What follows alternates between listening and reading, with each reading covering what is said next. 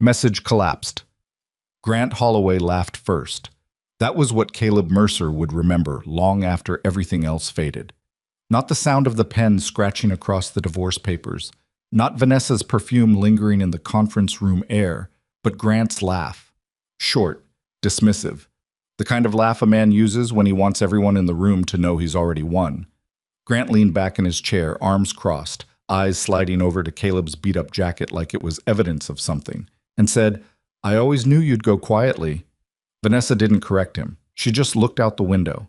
Neither of them had any idea what was sitting in the sealed folder on the table beside Caleb's left hand. If this story already has you gripped, you're exactly where you're supposed to be. Hit subscribe so you never miss what comes next, because the stories on this channel don't let up. Drop a like and leave a comment telling me what city or country you're watching from. I want to see just how far this story travels. Now let's go back to where it all started. Caleb Mercer did not look like a man who owned anything worth taking seriously.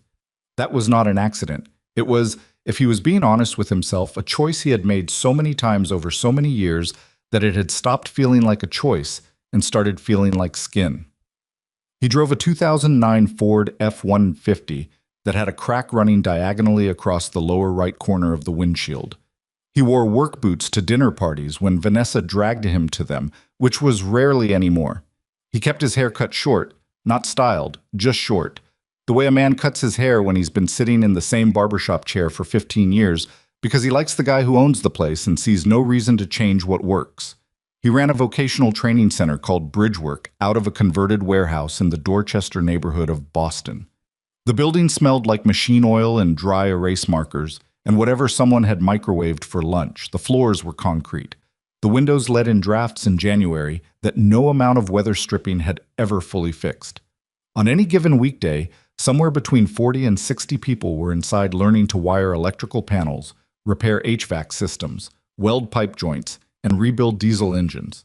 Most of them were between 20 and 35 years old. A lot of them had records. A lot of them had been told, in one way or another, that they were not the kind of people who got second chances. Caleb disagreed with that assessment. He had disagreed with it loudly enough and persistently enough, and with enough of his own money behind the disagreement, that Bridgework had been running for 11 years without a single year in the red. His wife, Vanessa Hart Mercer, had been proud of this once. He still remembered the version of her that had been proud of it. She had come to the center early on, in the first couple of years, and sat in on sessions. She had talked to the students. She had helped Caleb write grant applications at the kitchen table of their apartment, the one they'd shared before she started making the kind of money that turned apartments into condominiums. She had believed, or at least he had thought she believed, that what he was doing mattered regardless of what it paid him. That version of Vanessa had existed. He had not imagined her. What he could not say with certainty was exactly when she had been replaced by the one he was living with now. It had happened gradually, which was the only way those things happened. A comment here, a silence there.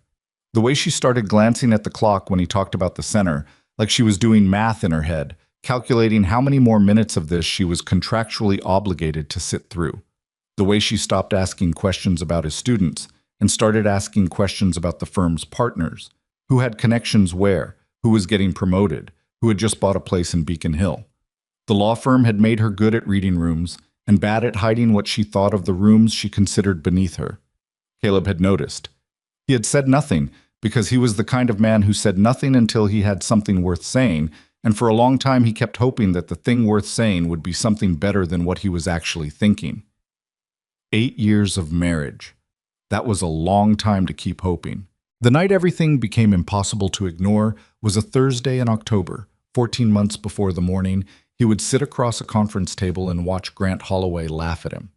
Vanessa came home from work at 7:30, still in her coat, heels clicking on the hardwood like she was broadcasting her mood before she'd even taken the elevator. Caleb was in the kitchen heating up leftover soup. She set her bag on the counter without looking at him and said, "I need to talk to you about the Harrington Gala." "Okay," he said. "It's next Friday. The firm has a table. It's a big deal, Caleb. The managing partners are going to be there. The Whitfield family is going to be there. There are people attending that night who could completely change the trajectory of my career if I make the right impression." "That sounds important," he said. "It is." Which is why I need you to understand what I'm about to say before you get defensive about it. He turned the burner down and looked at her. What are you about to say? She took off her coat, folded it over the back of a chair, did not look at him while she said it. I think it would be better if you didn't come. He let that sit in the air for a moment. Better for who? For me. Then, as if that answer required softening, for my career, for the impression I need to make. You know how these things are, Caleb. Everyone's sizing everyone else up. People talk. People talk. Don't make me spell it out. I think you're going to have to, he said, very quietly. She pressed her lips together. You show up in work boots. You drive that truck. You talk about your students and the center like it's the most important thing in any room when the people in that room are discussing seven-figure deals. I love what you do. She added that last part a half beat too late for it to land the way she'd intended. But not every room needs to know about it. Caleb stirred the soup once. So you want to go alone? I've already made arrangements. Grant Holloway is going to escort me. He's a client. It's completely professional. He knows everyone who'll be there, and he can help me make the right connections. It makes more sense. Grant Holloway. He had heard the name twice before. Once when Vanessa mentioned him as a new client, and once when he'd seen a text notification on her phone that he hadn't meant to see while reaching past her for a pen. He had not mentioned that second time. He had filed it away, the way he filed things that needed more information before they became conclusions. Grant Holloway is escorting you to a gala, Caleb said. It's professional. You said that. Because it's true. He turned back to the stove and said nothing else. Not because he had accepted what she was telling him, and not because he believed the word professional, but because he was 8 years into a marriage with a woman who had just told him, as plainly as she knew how, that she was ashamed of who he was. And he needed some time with that before he decided what to do with it. She went to the gala without him. He found out later, through someone at the firm who still liked him, that she and Grant had arrived together and stayed together most of the night, and that they had not been particularly careful about maintaining the appearance of anything professional. What happened in the weeks after the gala was quieter. Vanessa started working later, came home distracted, answered texts in the bathroom. None of it was dramatic. None of it announced itself. It was just the architecture of a marriage slowly losing its load-bearing walls, each absence so small that you could almost convince yourself nothing had changed if you didn't look at the whole structure at once. He started looking at the whole structure, and then his phone rang. It was a Tuesday morning in November when the call came from Wyoming. The voice on the other end belonged to a man named Rutherford, Douglas Rutherford, who identified himself as the lead counsel for the Mercer Family Holdings Group, and who said, with the careful, measured tone of a man accustomed to delivering significant information, that Caleb's father, Harold Mercer, was asking to see him as soon as possible. How soon is as soon as possible? Caleb asked. He's asked me to convey that it's a matter of some urgency, Rutherford said. Caleb knew what that meant. He had known for 7 months since his father's last round of tests had come back with numbers that the doctors had explained carefully and without optimism. Harold Mercer was 78 years old, had smoked until he was 62, and had spent the last 2 years fighting a body that had decided it was finished fighting back. He booked a flight for Thursday. He did not tell Vanessa the specific nature of the conversation with Rutherford. He said his father was sick and he needed to go to Wyoming. She said she was sorry to hear that and asked how long he'd be gone. He said probably a week. She said to let her know if he needed anything. It had the texture of a conversation between two people who had both decided, without explicitly agreeing to it, to be polite strangers until some later date when the situation resolved itself. The ranch outside Laramie was something Caleb had not seen in 4 years. It sat on 1,100 acres of high plains, the kind of land that looked empty until you understood what empty actually meant, and then it just looked like space.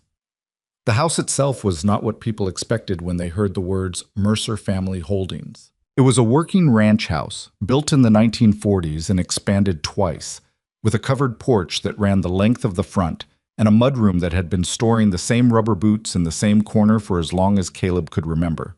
His father was in the bedroom on the main floor. He had lost weight in a way that rearranged his face, pulling it down at the corners, making his eyes look larger than they used to be. But he was alert. He was in the particular way that Harold Mercer had always been alert, taking in information and processing it before he responded to anything. You drove from the airport, Harold said when Caleb walked in. Rented a truck, Caleb said. Sit down. He sat.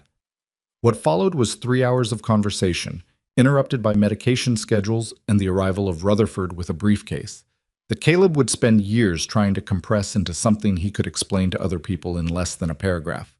The essential facts were these.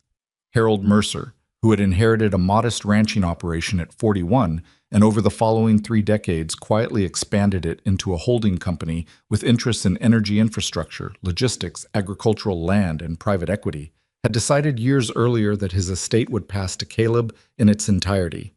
The holding company's assets, at last full valuation, represented slightly over $4 billion. The transfer had been structured carefully, legally, and thoroughly. There was a prenuptial agreement signed 8 years prior that protected all inherited assets with the specificity that Rutherford called, without inflection, comprehensive. Caleb sat with all of this for a long moment. You never told me how much it was worth, he said. I told you what you needed to know, Harold said. You needed to know you had a father who believed what you were doing with your life was worth doing. The number was never part of that. Some people would say the number is the main part. I know. That's why I didn't raise you around people who thought that way. He paused, adjusted something on the blanket across his lap, and looked at his son with eyes that had, even now, in this bed, with this body, the quality of attention that had always made Caleb feel like every conversation with his father was being graded. Not harshly, just honestly. There's something I want you to understand before I say anything else, Harold continued. This money is going to do things to people around you, to how they see you, to what they want from you, to what they're willing to pretend about themselves to get it. It has a gravity to it. Money like this always does. I know, Caleb said. I don't think you do yet, but you will. Harold looked at the window for a moment, at the high gray sky above the plains. Promise me something. What? Don't use it as a weapon. It will be tempting, especially in the beginning, especially when you see how people respond when they find out. But the moment you use it to punish someone, you've let it become the thing that defines you, and that's the end of whatever else you might have been. Caleb thought about Vanessa, about the gala, about the text he'd seen on her phone, about the way Grant Holloway's name had started appearing in her calendar, labeled as client meetings. That's harder advice than it sounds, Caleb said. I know, Harold said. That's why I'm asking you to promise. He promised. Harold Mercer died 6 days later, at 4:17 in the morning, with Caleb in the chair beside his bed. Caleb flew back to Boston on a Monday. He drove his cracked windshield truck home from the airport, let himself into the condo, and found Vanessa at the kitchen island with a glass of wine and her laptop open. She looked up when he came in and said, How are you doing? Tired, he said. Are you hungry? I was going to order Thai. Sure, she ordered. They ate. She asked about the service arrangements, and he gave her the information she asked for. She said she was sorry about his father. He believed she was, in the general, decent human way that people are sorry about a stranger's death. That was the extent of it. He went to bed and lay in the dark for a long time. He was not angry. That surprised him, but it was true. What he felt, lying there in the room they had shared for 3 years in the condo that Vanessa had chosen and decorated and filled with things that were hers in a way that the space itself had never quite become his. What he felt was something quieter than anger and more permanent.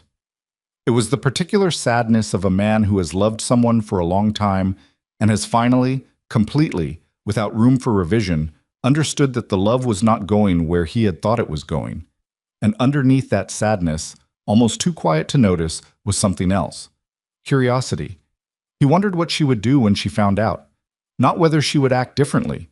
He already knew she would. He wondered what form it would take. Whether she would be sad or strategic. Whether she would reach back for what they had been, or simply recalibrate her position for what he had become. He fell asleep wondering. He did not have to wonder for very long. 3 weeks after he returned from Wyoming, Vanessa came home on a Wednesday evening with a folder of documents and set it on the kitchen island without explanation. He walked over and looked at it. On the tab, someone had written in neat capital letters, Mercer, Dissolution of Marriage. She had prepared the divorce papers before he'd even gotten back from his father's funeral. He picked up the folder. He opened it. He read the first 2 pages carefully, the way he read everything, and then he set it back on the counter and looked at his wife. She was watching him with an expression that he recognized but had never, until this moment, been able to name correctly. It was the expression of a woman who had made a decision and was waiting to see how much it was going to cost her, and who had already calculated that the cost was manageable. She thought this was manageable. She thought he was manageable. "Okay," he said. Her expression shifted slightly. "I know this isn't easy." "You're right that it isn't," he said. "When do you need me to sign?" She blinked. Whatever she had prepared herself for, it was not that. We should probably talk first. There's a mediator's name in here," he said, flipping to the second page. "I'll contact them tomorrow." "Caleb." "Vanessa." He said her name quietly, without sharpness, the way he said everything. "If this is what you want, I'm not going to make it harder than it needs to be." She looked at him for a long moment. He could not tell if she was relieved or unsettled. Maybe both. "I didn't want it to come to this," she said, and he believed that she believed that, and understood that it was not the same thing as it being true. "I know," he said.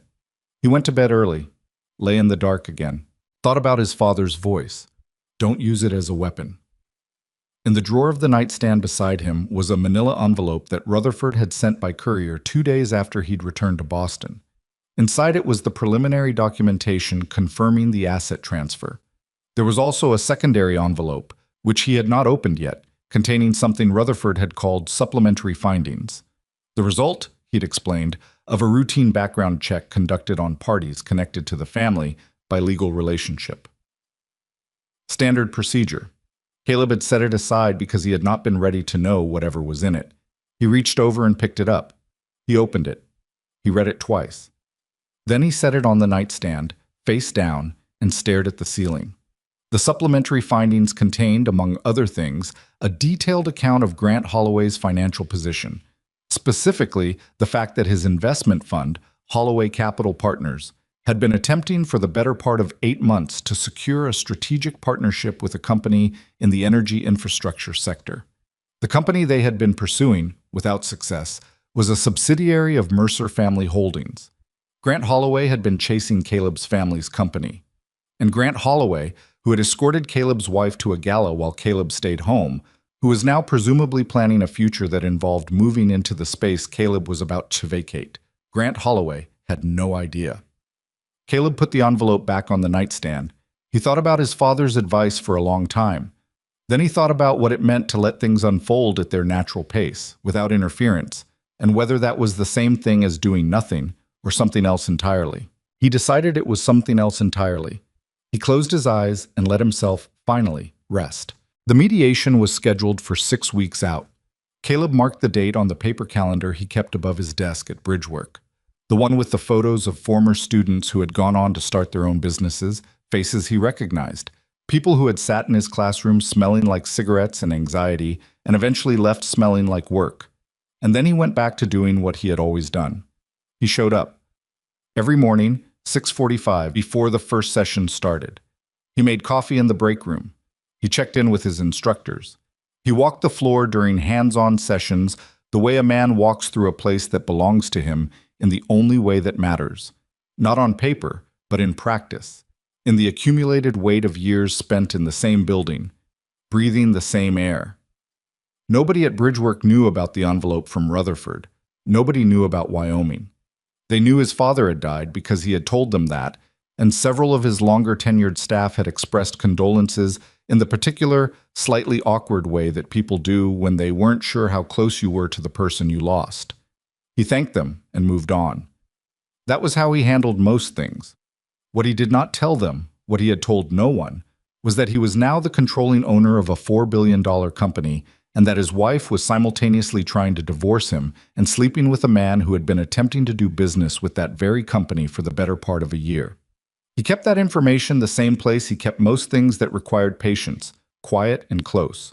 The 6 weeks between the filing and the first mediation session were not peaceful, exactly, but they had a strange quality of suspension to them, the way the air feels before a storm that everyone can smell, but no one has officially acknowledged. Caleb and Vanessa still lived in the same condo. This had been Vanessa's suggestion, made through her attorney in language that translated roughly to, "We are civilized adults, and there is no reason for disruption until the process reaches its natural conclusion." What it actually meant, Caleb suspected, was that she had not yet found a place she wanted to move into, and Grant Holloway's apartment was a statement she wasn't ready to make publicly. He was fine with it. He slept in the guest room without being asked to. He cooked occasionally, because he had always been the one who cooked, and old habits have a physical memory to them that doesn't care about your emotional situation. Once, on a Sunday evening when neither of them had planned to be home at the same time, he made pasta with a white wine sauce and left a portion in a covered pan on the stove without saying anything, and when he came back through the kitchen an hour later, it was gone. She never mentioned it. He never mentioned it. It was just a pan of pasta in a marriage that was already over, and somehow that was sadder than any fight they could have had. Grant, during those weeks, was not particularly discreet. Caleb knew this because Boston was a smaller city than it presented itself as, and because two people he respected, a contractor who had done work on the center's electrical system, and a woman who ran a nonprofit in Roxbury and occasionally grabbed coffee with Caleb to talk about grant strategies, had both, in separate conversations, said something along the lines of, "I saw Vanessa at dinner the other night," with a particular pause afterward that communicated more than they intended to say out loud. He nodded both times, thanked them for letting him know, did not explain. What he knew, from Rutherford's supplementary report, and from a second follow-up call with the attorney that he'd taken during his lunch break at Bridgework, was that Grant Holloway was 39 years old, Harvard MBA, and had started Holloway Capital Partners 6 years ago with backing from two private investors who had since reduced their involvement. The fund had had 2 solid early years, and then a sequence of deals that had not performed the way Grant had told people they would perform. Nothing criminal had been established. Rutherford was careful about that. But the fund's internal numbers, obtained through channels Caleb didn't ask too many questions about, showed a picture that was considerably less healthy than what Grant presented to the outside world. He ran on confidence and connections and the particular social currency that came from being the kind of man who knew how to walk into a room and make everyone in it feel like knowing him was a privilege. He was, in other words, exactly the kind of man Vanessa had decided she deserved. The first time Caleb met Grant in person was not at the mediation. It was at the condo, on a Tuesday evening in the 3rd week after the papers were filed, when Caleb came home from work 20 minutes earlier than usual because one of the HVAC units at the center had stopped working and the class had been let out early. He heard voices before he reached the kitchen. He recognized both of them.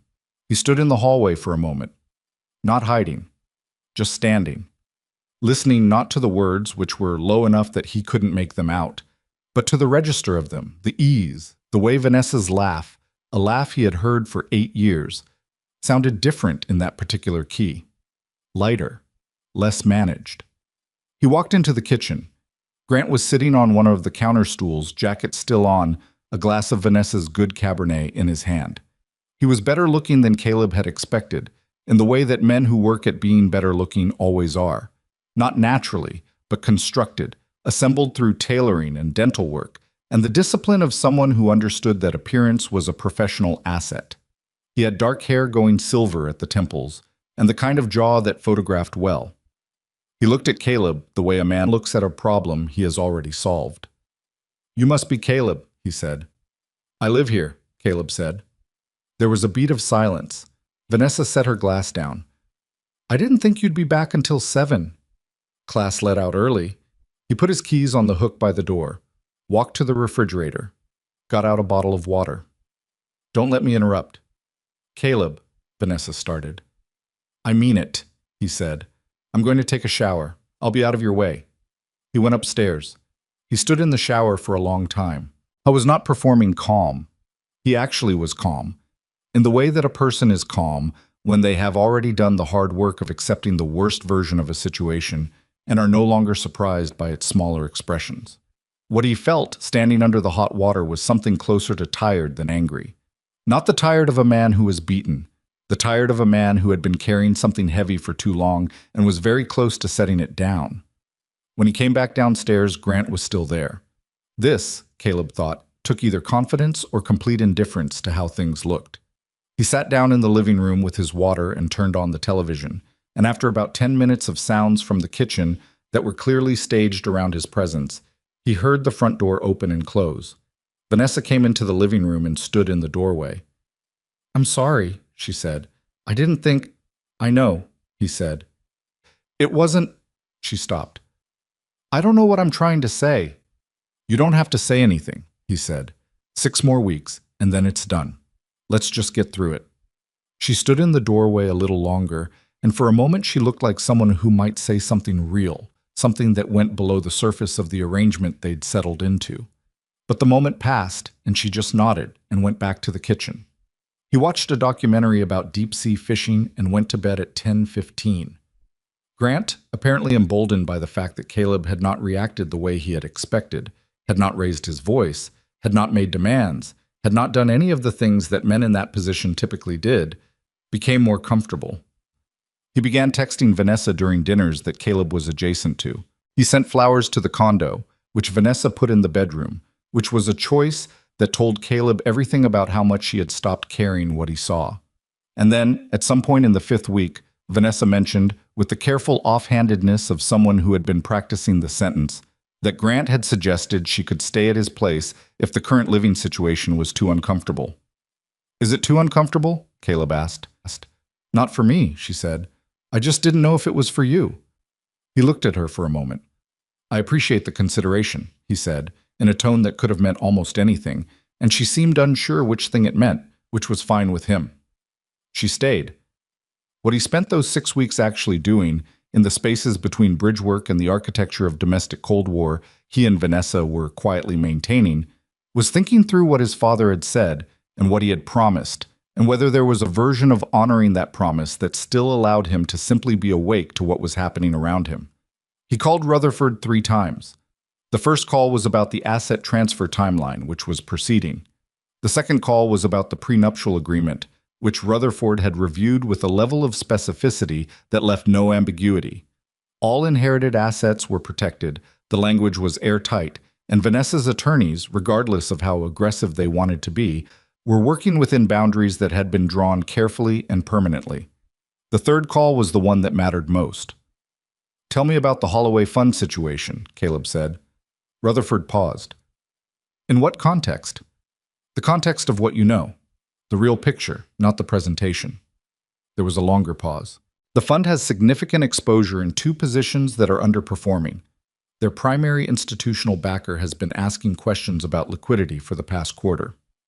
Holloway Capital's valuation is optimistic, let's say, relative to what a clean audit would likely find.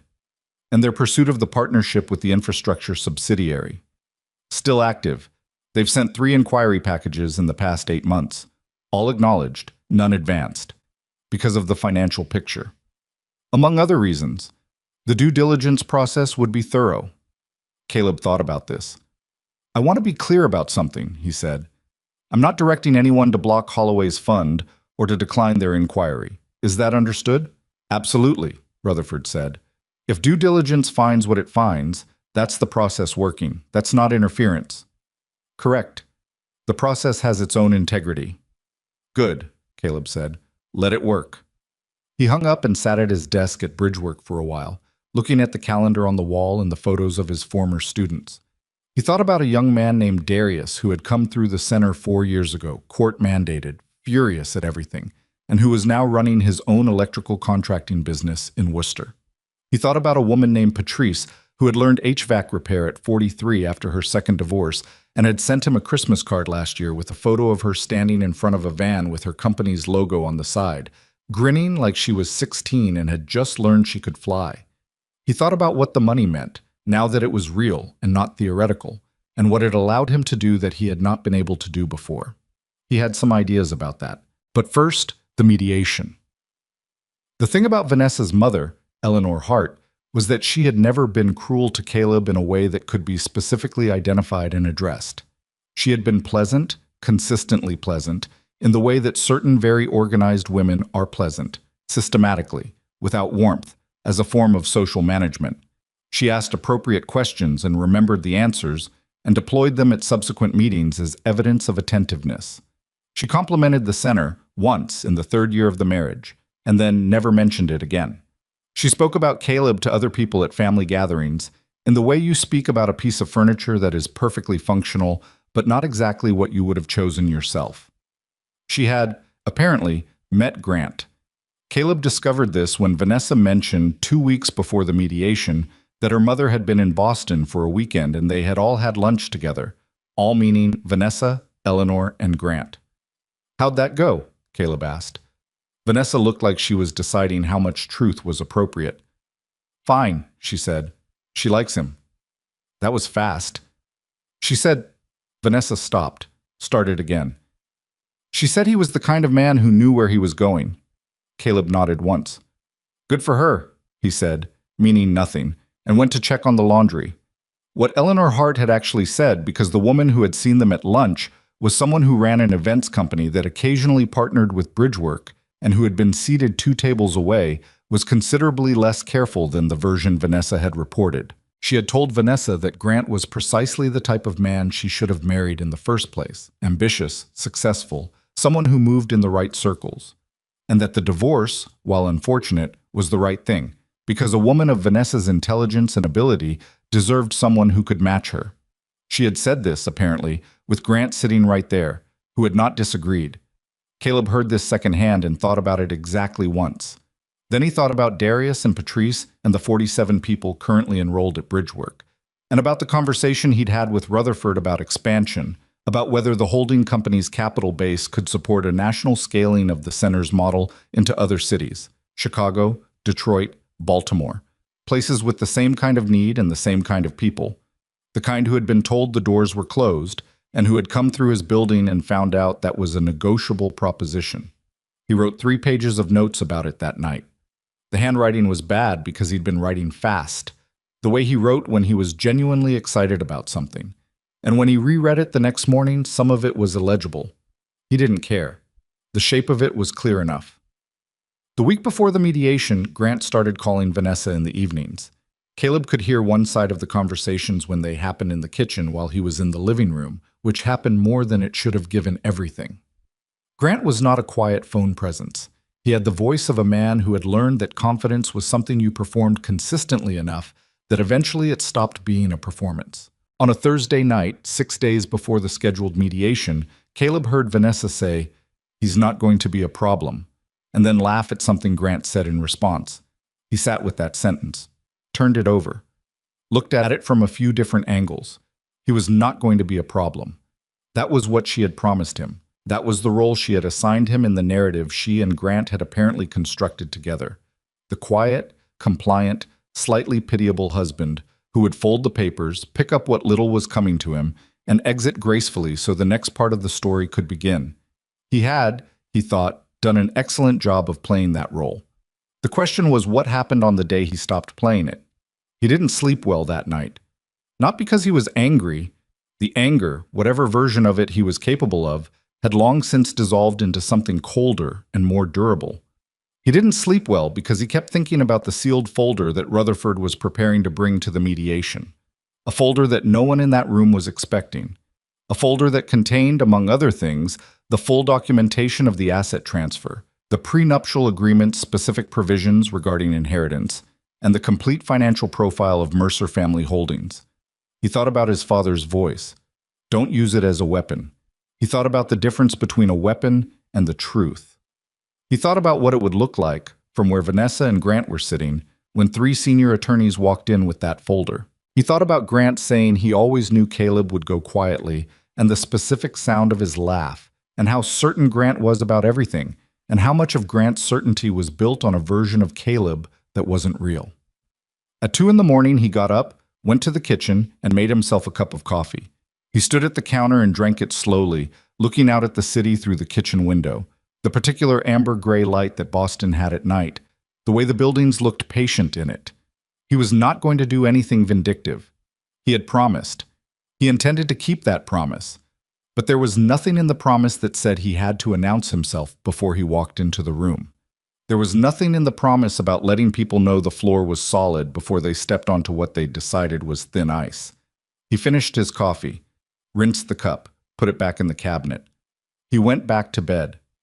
He lay in the dark in the guest room, in the condo that had never quite felt like his, 6 days away from the morning that would change everything in the room except him, and he thought, let them come in confident. Let them have the version of this they've been planning.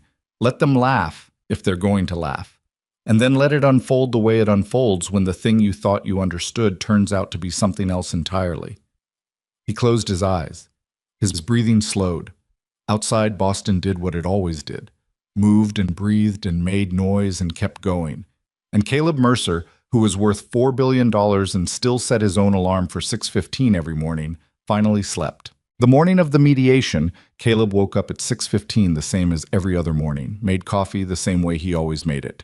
2 scoops, no sugar, the cheap drip machine that Vanessa had tried to replace twice, and that he had quietly retrieved from the donation box both times, and sat at the kitchen table for 20 minutes without looking at his phone. He had nothing to review.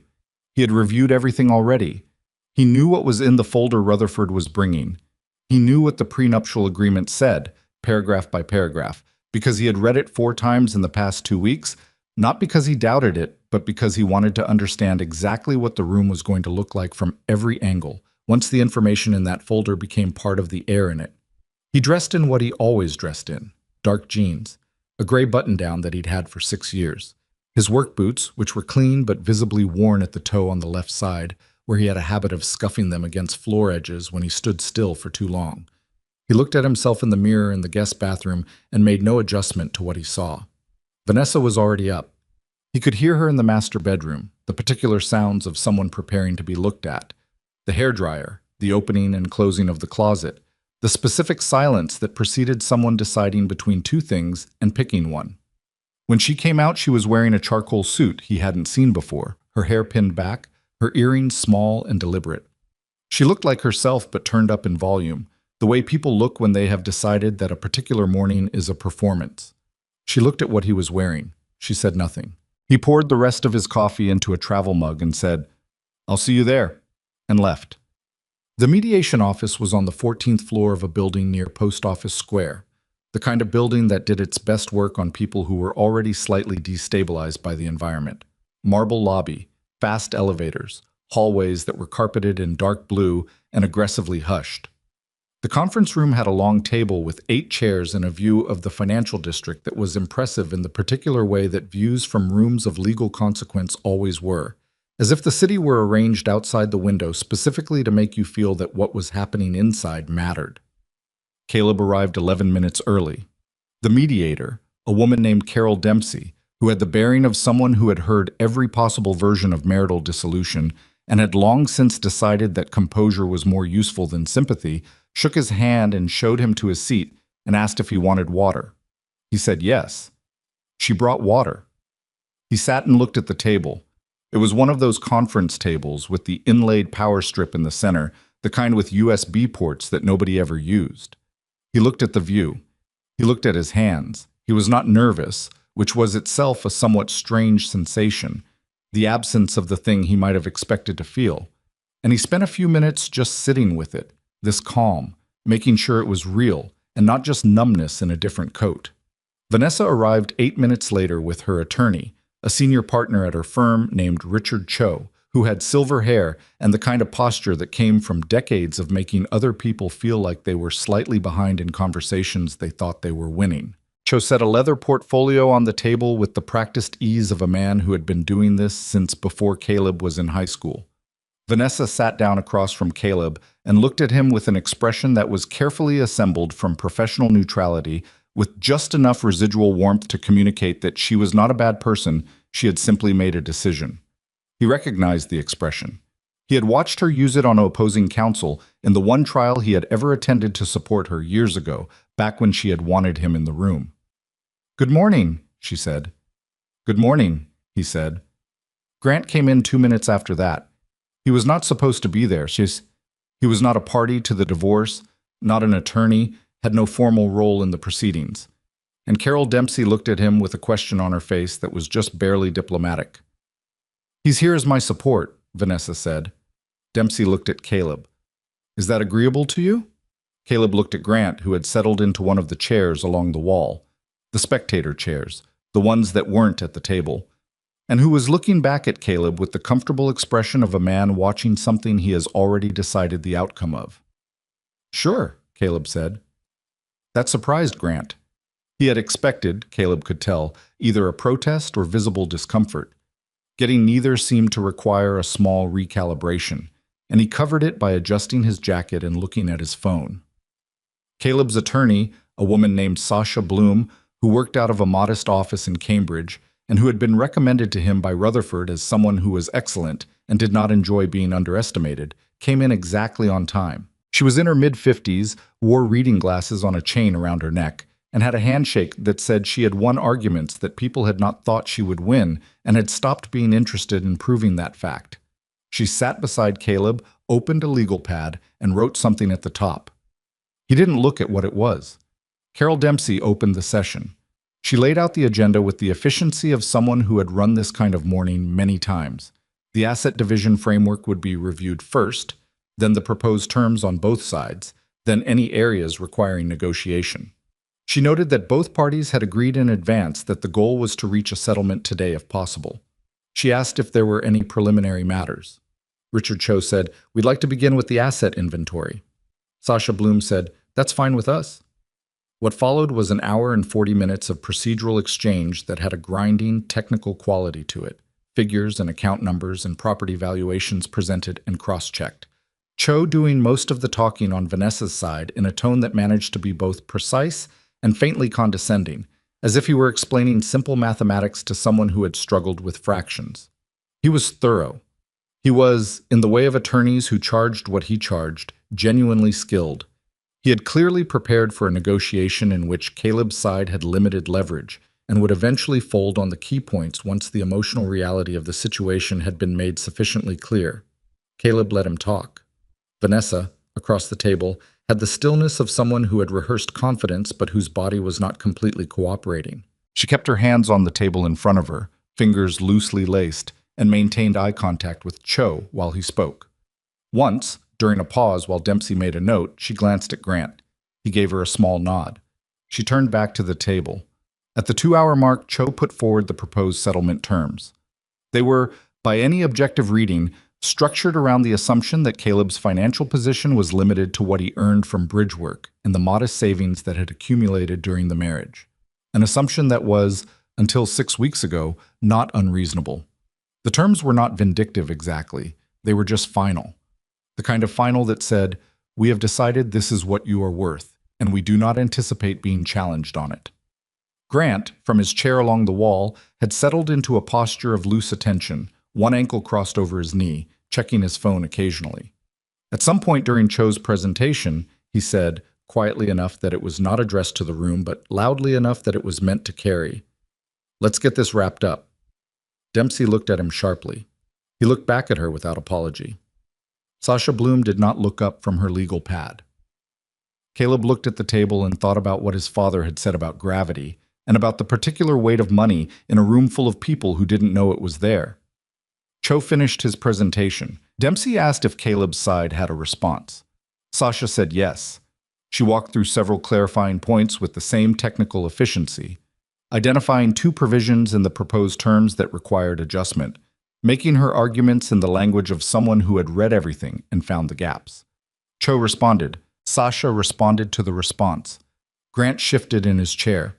Caleb signed his name where Sasha indicated, on 2 documents that confirmed his acknowledgement of specific asset categories. Each time the pen moved across the paper, he felt the room assume something. Cho's posture relaxed slightly. Vanessa's breathing steadied. Grant's whole demeanor took on the satisfied quality of a man who was watching the last few minutes of a game he'd already won. Then Cho said, "I believe we're ready to move to final signatures on the dissolution agreement." Dempsey confirmed the terms had been established. She looked at Caleb. "Mr. Mercer, are you prepared to sign?" "Yes," he said. Vanessa looked at him. Just for a moment, something crossed her face. Not regret exactly, but the shadow of the space where regret might have been, if there had been more room for it. Then it was gone. Grant leaned forward in his chair slightly. Caleb picked up the pen. He did not hesitate. He signed the dissolution agreement the way he signed everything. First name, last name, clear and deliberate, no flourish. He signed the attached financial settlement acknowledgement. He signed the property transfer confirmation. He set the pen down. Sasha gathered the documents. Grant laughed. That short, dismissive sound that Caleb would remember longer than almost anything else from that morning. "I always knew you'd go quietly," Grant said, addressing the room in general and Caleb specifically. The sentence landing with the satisfied weight of a man who had been waiting to say something like it for weeks. Vanessa didn't correct him. Caleb noticed that. She was looking at the middle distance. Carol Dempsey was completing her notations. The session was, by all visible indications, essentially concluded. This was the moment Caleb had thought about for 6 weeks. The moment after the signatures. The moment when the room had decided what it was going to be, and everyone in it had settled into the shape of it. He had made sure Rutherford understood the timing exactly. There was a knock at the conference room door. Dempsey looked up. She had not expected a knock.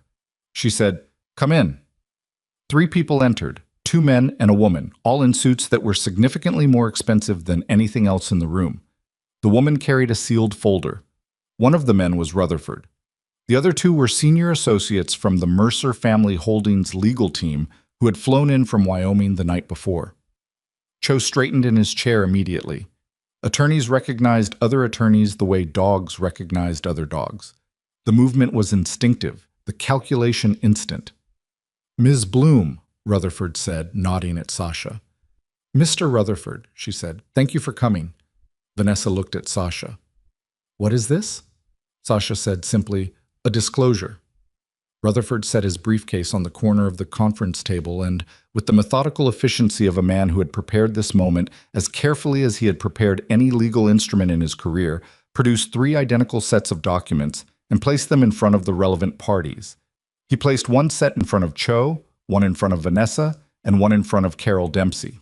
He did not place a set in front of Grant because Grant was not a party. Vanessa looked at the documents in front of her. She looked at the cover sheet. She read the title, which was printed in the clean, restrained type of a legal firm that did not need to make impressions because its reputation preceded it. Mercer Family Holdings, Asset Transfer, and Sole Beneficiary Confirmation. She read it again.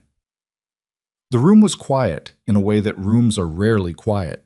Not the quiet of an absence of sound, but the quiet of a particular kind of attention. The kind that happens when everyone in a space suddenly understands that they are participating in a different story than the one they thought they were in. Cho opened his copy. He read the first page. His posture, which had been relaxed since the signatures, rearranged itself into something else, something more careful, more upright. He turned to the second page, then the third. He stopped at the prenuptial agreement addendum and went still. Vanessa read slower. She was an attorney, and attorneys read everything carefully, but she was also, in this moment, reading against the grain of what she had expected to find, which made it slower still. She got to the asset valuation summary, stopped. $4.3 billion, she said. She said it quietly, not to the room, just reading it, the way you read something a second time, because the first reading couldn't have been right. $4.3 billion, Rutherford confirmed. As of the last full valuation, which was completed subsequent to Mr. Harold Mercer's passing. The transfer to Mr. Caleb Mercer was completed and legally finalized 22 days ago. Vanessa looked up. She looked at Caleb. He looked back at her. His expression was the same expression he'd had all morning, attentive, calm, without the particular satisfaction that she might have been looking for, the smugness that would have made this easier to assign to a simpler category of human behavior. "You knew," she said. "You've known this whole time." "I found out while I was in Wyoming," he said. "And you didn't—" She stopped, started again. "You signed the papers." "Yes." "You just signed them, knowing all of this." "That was the plan," he said.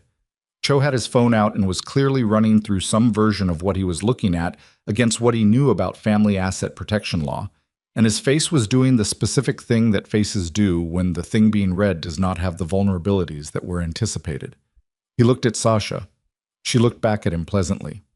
"The prenuptial agreement," Cho said, "is comprehensive," Sasha confirmed, "particularly the inherited assets clause. Section 4, Paragraph 9. I draw your attention to the specific language around holding company structures. Cho found it. He read it. He set the document down and looked at the ceiling for exactly 2 seconds, which was the most emotion Caleb had ever seen a senior partner display. Vanessa was still looking at Caleb. She had not looked anywhere else since she had read the number. Her hands, which had been still all morning, were no longer completely still. Grant, from his chair along the wall, had not yet spoken. He had taken the document summary that Rutherford's associate had placed, as a courtesy, on the small table beside him, and was reading it with the focused attention of a man who was doing very fast mathematics and not liking the results. Mercer Family Holdings. The name was in the document 9 times. Grant had seen that name 8 months ago, in the first inquiry package his fund had sent.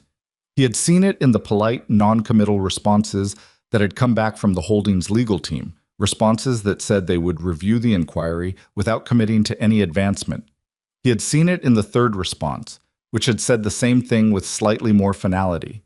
He had not connected it to the man in the work boots sitting across from Vanessa at this table. He had not considered, not once in 8 months, that those were the same thing. His face, when the connection arrived, was not dramatic. It was the face of a man watching a door close that he had not noticed was open. The color shifted slightly. His jaw tightened. He looked at Caleb. Caleb looked back at him without expression. "You're Mercer," Grant said. Not a question. Something between a statement and an accusation. "I am," Caleb said. Your family owns the Holdings Group."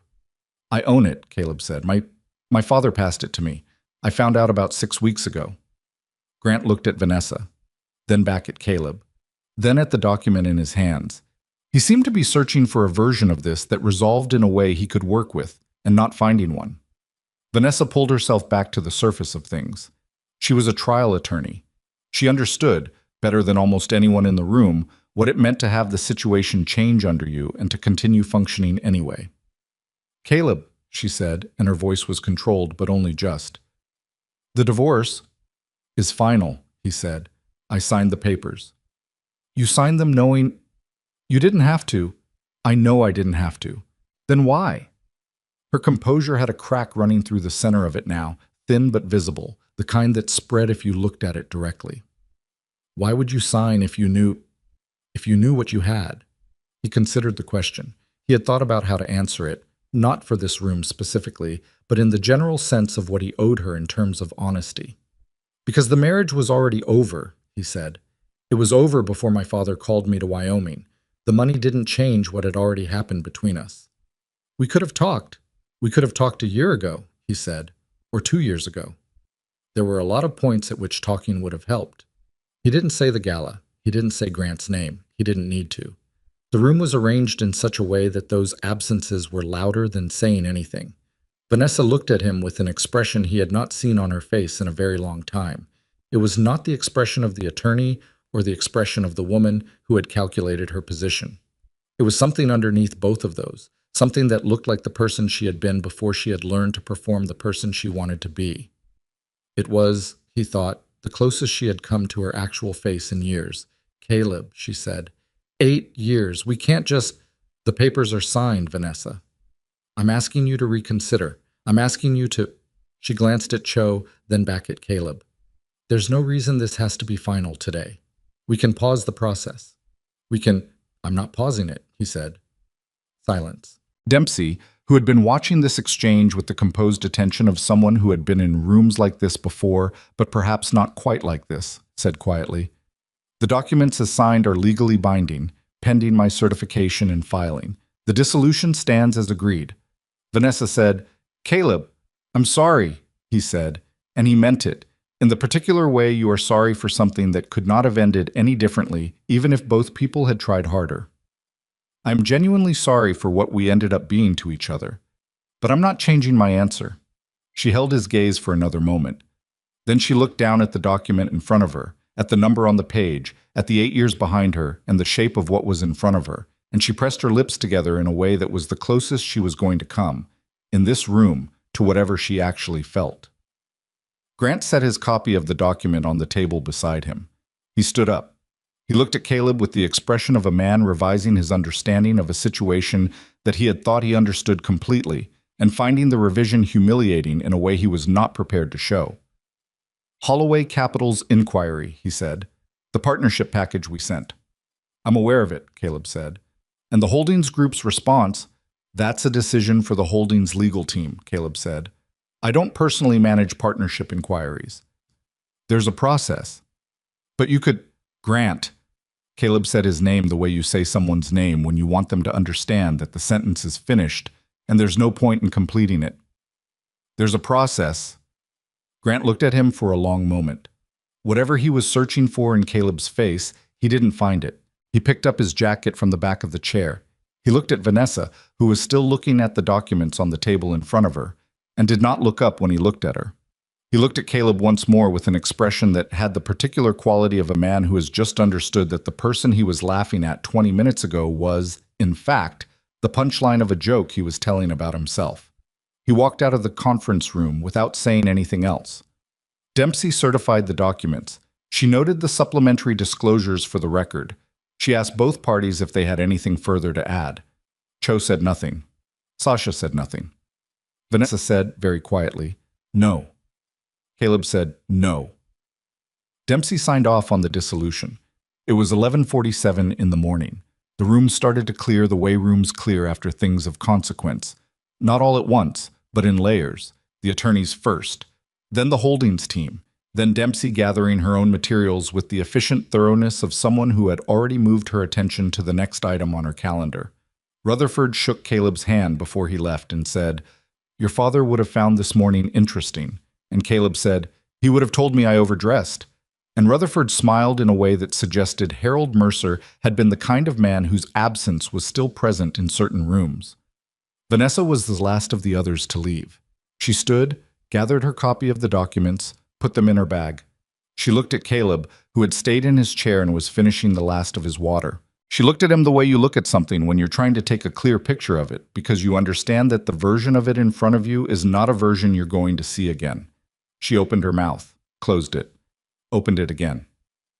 "I didn't know," she said finally, "about your father's company, about any of it." "I know you didn't," he said. "If I had known—" "I know," he said. And then, because it was true and because she deserved at least this, "That's actually part of why I didn't tell you." She looked at him for a moment longer, then she walked out. Caleb sat alone in the conference room for a few minutes. The city was still outside the window, patient and indifferent, doing what it always did. He finished his water. He straightened the documents in front of him into a neat stack, even though someone else would collect them. He thought about the moment Grant had laughed. He thought about Vanessa's face when she read the number.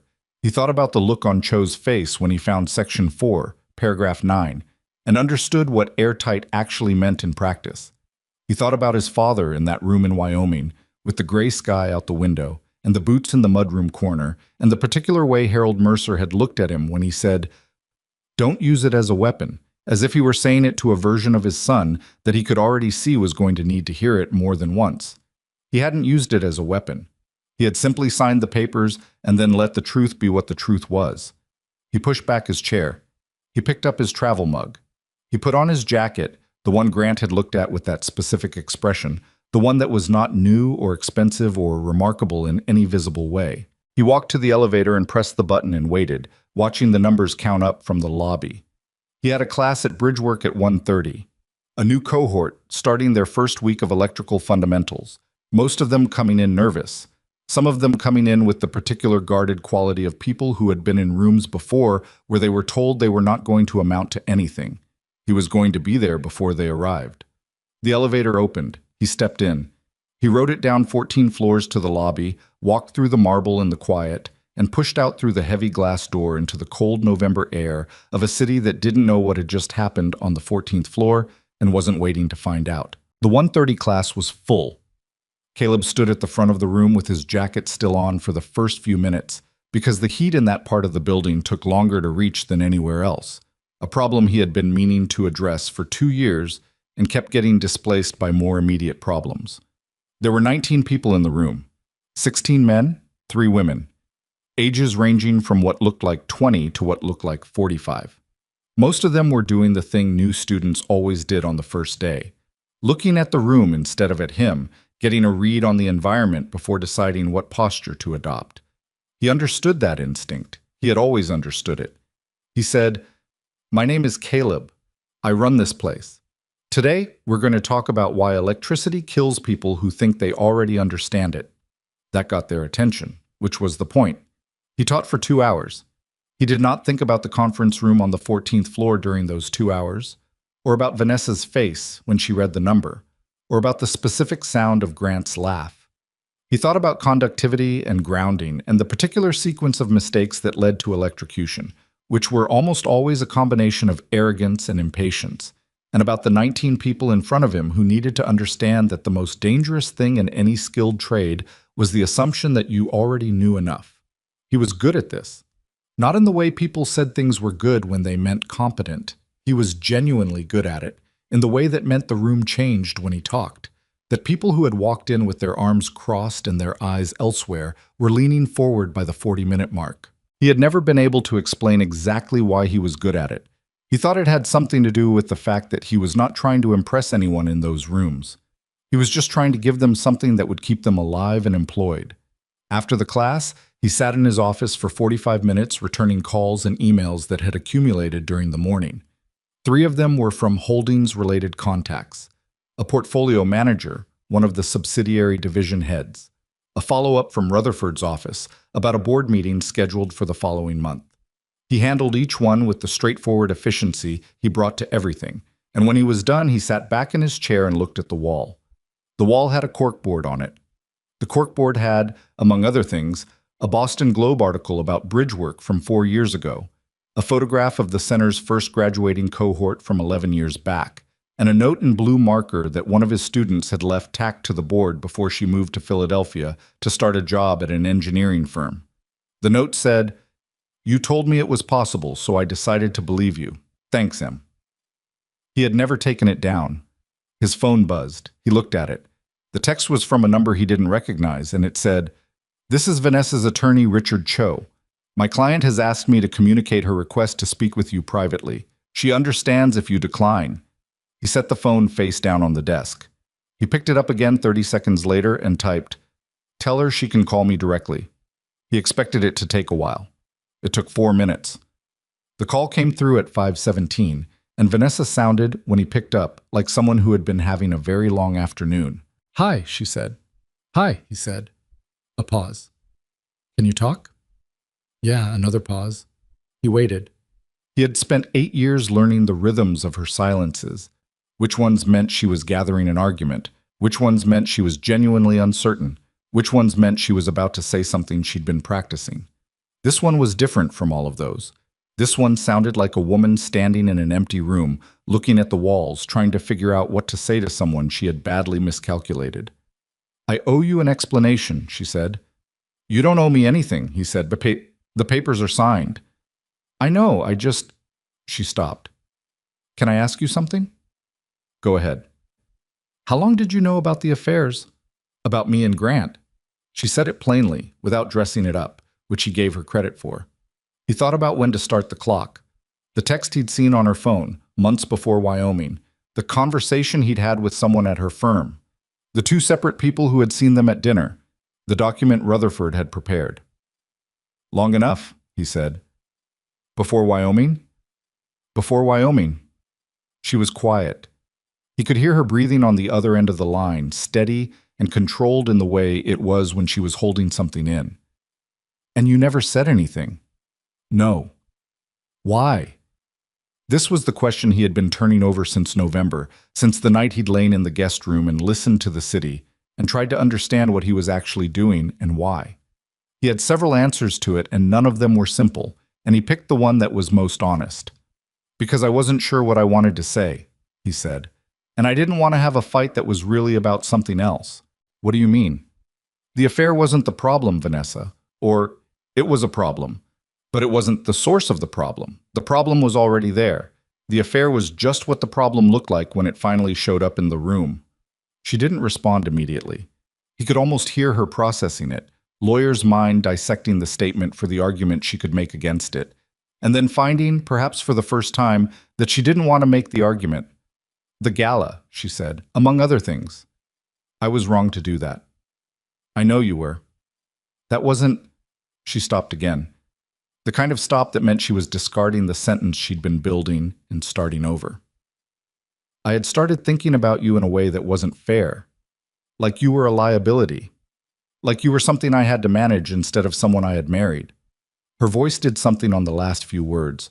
Not broke exactly, but shifted, the way voices do when the person is saying something true and recognizing it as true in the same moment they say it. I don't know when that started. I've been trying to figure out when that started. I've thought about that too, he said. Do you know? Not exactly. Somewhere between your second year at the firm and your third.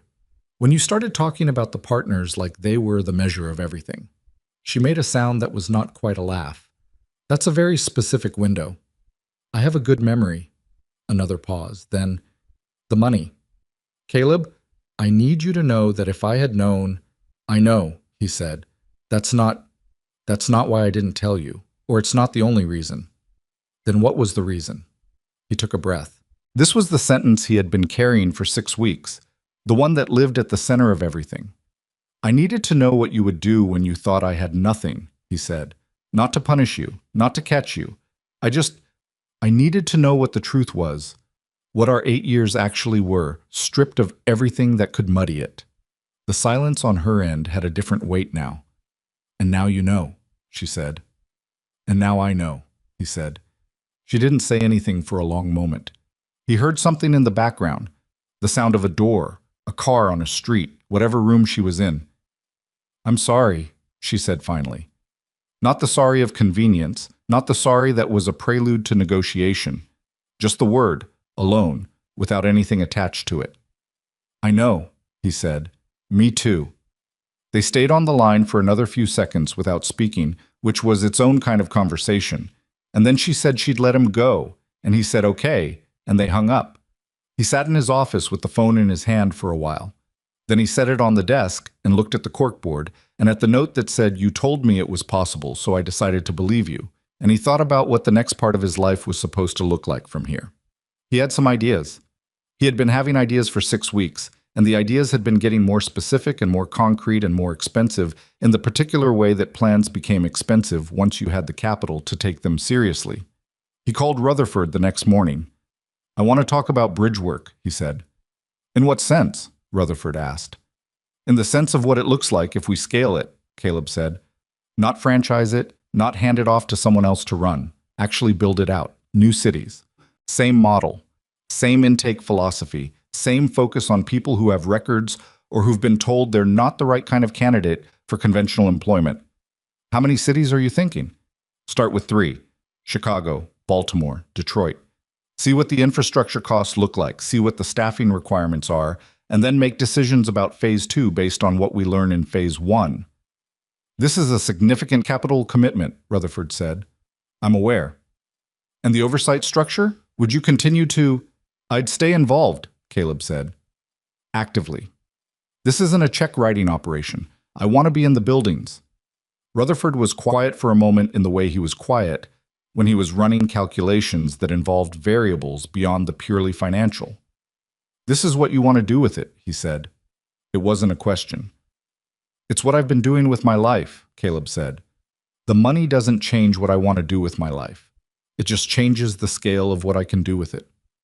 Your father will have anticipated something like this, Rutherford said, and there was something in his voice that was not quite sentiment but was adjacent to it. He told me not to use it as a weapon, Caleb said. He didn't say anything about not using it. Rutherford made a sound that might have been a laugh in a less contained man. I'll have the team put together a preliminary framework. When do you want to start? Yesterday, Caleb said. Meanwhile, Grant Holloway was having a different kind of week. Caleb knew this not because he was monitoring Grant. He wasn't, specifically, but because information had a way of moving through certain professional circles in Boston, the same way water moved through old pipes, faster and more extensively than anyone had designed it to. He heard from Sasha Bloom, who had heard it through the legal network, that Grant had gone back to his fund's offices the afternoon of the mediation and had spent 2 hours in a meeting with his primary institutional backer that had not gone well. He heard from Rutherford, as a matter of due diligence reporting, that Holloway Capital Partners' fourth inquiry package, sent 6 days after the mediation, apparently on the theory that the relationship between Caleb and Grant had some negotiating leverage that had been missed in earlier evaluations, had been received and forwarded to the holdings due diligence team the same as the others. Caleb had not instructed anyone on how to handle that package. He had been explicit about that. There was a process. The process was real. If Grant's fund could not survive a thorough audit, that was not Caleb's decision. It was an accounting problem that existed independently of anything personal. He told Rutherford this clearly enough that there was no ambiguity. "I want to see the due diligence report when it's complete," he said, "and I want it to be a real report, not shaped by anything other than the numbers." "Understood," Rutherford said. "If the numbers are good, the answer should be yes. If the numbers aren't good, the answer should be no. That's it." "That's the standard process," Rutherford said.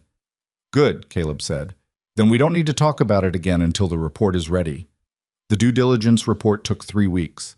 It was, when it arrived, exactly what Rutherford had described in that early phone call, a picture of a fund whose public valuation and whose internal financial reality were separated by a distance that no amount of confidence or connection could close.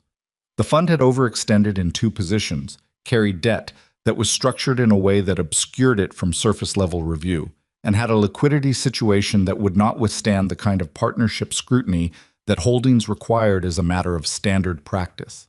The lead due diligence attorney summarized it in language that was clinical and final. The partnership as proposed carries unacceptable risk exposure given the fund's current financial position. Recommendation: decline. Caleb read the report. He read it thoroughly, the way he read everything, all the way through, without skipping the sections that were less comfortable. He thought about Grant's face in the conference room when the connection clicked into place. He thought about the laugh. He thought about his father. He filed the report. He signed off on the decline recommendation. He did not call anyone to discuss it. Then he drove to Dorchester and spent the rest of the afternoon helping a student named Marcus troubleshoot a wiring schematic that had an error in it Marcus couldn't find. It took them 45 minutes, and when Marcus found it, a transposition in the load calculation, the kind of mistake that looked right until you traced it back 2 steps. The expression on his face was the particular expression of a person who has just understood something for the first time at the level where it stays, not because someone told them, but because they worked it out themselves. "There it is," Caleb said. "I was looking right at it," Marcus said. "I was looking right at it for 20 minutes. "That's how it works," Caleb said. "You stop seeing it because you decided you already understood it. Go back to the beginning next time. Always." Marcus nodded. He wrote something in the corner of his schematic. Caleb didn't look at what it was. He drove home at 7:30. He had moved into a place in Jamaica Plain, a rental, the kind of apartment that was functional and clean and did not announce itself. 2 bedrooms, a small kitchen, windows that faced west and let in the late light in a way that he had not anticipated when he moved in, and that he had come to appreciate in the mornings when he worked at the kitchen table. He was not in a hurry to buy anything. He was in a hurry, very specifically, to not make decisions at speed that he would have to live with at a slower pace. He ate dinner. He called his half-sister, a woman named June, who lived outside of Flagstaff, and who had not been close to their father but had sent Caleb a handwritten note after the funeral that had said, among other things, that she thought Harold had been hard in ways that were his problem and not Caleb's, which was the most generous thing she had ever said about him, and which Caleb had read 3 times. They talked for 20 minutes about things that had nothing to do with money or divorce or mediation rooms, about the weather in Arizona, about her daughter's soccer season, about a book June was reading that she said he would hate, but recommended anyway. He laughed at a joke she made that was not particularly funny, but landed in the specific register of jokes that are funny because of who tells them. He said goodnight. She said to take care of himself. He thought, sitting in his kitchen after the call, about what taking care of himself actually looked like in practical terms. He was not someone who used that phrase naturally. It had always sounded to him like something people said when they meant something vaguer and harder to define, a condition rather than a practice. But sitting in the apartment in Jamaica Plain with the western light gone and the city doing its night business outside the window, he thought about it more concretely. Taking care of himself looked like teaching. It looked like bridge work and the people in it and the plans he was building with Rutherford's team for Chicago and Baltimore and Detroit. It looked like the kitchen table where he worked in the mornings and the window that let in the light. It looked like phone calls with June about books he'd probably never read. It did not look like Vanessa. Not anymore. Whatever that thing had been, and it had been real, he had not imagined it, there had been years of it. It was finished in the particular final way that something is finished when both people have been honest with themselves about what it actually was. He did not hate her. He was not angry. He was, if he was precise about it, in that particular phase of grief that people didn't talk about because it didn't have the dramatic quality of the earlier phases. The phase where you simply adjusted to the shape of the absence and found, incrementally, that you fit in it. What he was less prepared for was Vanessa's mother. Eleanor Hart called him on a Thursday evening, which was unexpected enough that he answered it out of simple surprise. Eleanor had not called him in, he calculated, possibly 2 years, and when she had, it had been about a family occasion that required coordination. Her voice, when she spoke, had the careful modulation of a woman who had prepared the call. "Caleb," she said, "thank you for picking up." "Eleanor," he said, "I imagine you're surprised to hear from me." "A little," he said. She was quiet for a moment. "I want to say something to you, and I want to say it without Vanessa knowing I called, if that's all right." "That depends on what you're going to say," he said. "I owe you an apology," she said, "and I know that an apology at this point is worth very little, but I'm going to make it anyway, because not making it would be worse." She paused. "I said things about you. At lunch with Vanessa and that man. About who you were and what you were worth. I said things that I said partly because I believed them, and partly because I had decided what I wanted Vanessa's life to look like, and you had stopped fitting the picture." Another pause. "I want you to know that what I said was wrong. Not because of anything I've learned since about your circumstances. Because it was wrong to measure a person the way I measured you, and I knew that, and I said it anyway." He sat with this for a moment. Eleanor Hart admitting she was wrong was an event roughly as common as a solar eclipse, and he was not certain how to respond to it in a way that was honest without being unkind. "I appreciate you saying that," he said finally. "I don't expect it to fix anything," she said. "No," he agreed. "Vanessa is—" She stopped, started again. "She's dealing with a great deal. I don't entirely know what she's feeling. She doesn't always tell me." "She didn't always tell me either," he said. "Toward the end." Eleanor said quietly, "She loved you. I want to be clear about that. Whatever happened, whatever she chose to do with it, she loved you. I watched her love you for 8 years, and I did not treat that with the respect it deserved." He did not know what to do with that, so he said nothing. "Take care of yourself," Eleanor said. And there it was again, that phrase. But in her voice, it had a different texture than usual. It had the texture of a woman saying something she actually meant because she had run out of other ways to say it. "You too," he said. After he hung up, he sat in the quiet kitchen for a long time. He was not sad exactly, but he was something, full, in some way he couldn't immediately name, like a room where several things had recently happened and the air still held the shape of all of them. He thought about Eleanor saying she loved you. He thought about the 8 years, the real ones, the ones that had existed before the apartment became a condo, and the condo became a performance space, and the marriage became a series of decisions that had nothing to do with the two people who had originally made it. He thought about what was left of those years, what they had produced, not what they had cost. He thought about bridge work, and about the fact that in the first year of their marriage, Vanessa had sat with him for 3 consecutive Saturdays, helping him write the language for a grant application that had funded the center's first dedicated welding studio. He still had that studio. It still worked. There were people in it every weekday learning to produce welds that would hold things together, sometimes literally, in the world. That had happened. She had done that. It did not cancel what came after, and what came after did not cancel it. I was thinking about all of this. In the nonlinear, sideways way you think about things that don't resolve. When his phone buzzed with a message from one of the bridgework instructors. Marcus had passed his first practical assessment. Perfect score on the wiring schematic. He looked at the message for a long time. Then he typed back, "Tell him to go back to the beginning next time anyway." The instructor sent back a thumbs up. Caleb set the phone on the table. He looked out the window at the city. He thought about Chicago, and about Baltimore, and about a building in Detroit that Rutherford's team had already identified as a potential location. a former auto parts warehouse with good bones, and a floor plan that would accommodate 6 concurrent workshop stations with room to expand. He thought about walking into that building for the first time, the way he had walked into the Dorchester warehouse 11 years ago, with a plan and not much else, and the conviction that the plan was worth the investment of however many years it was going to take.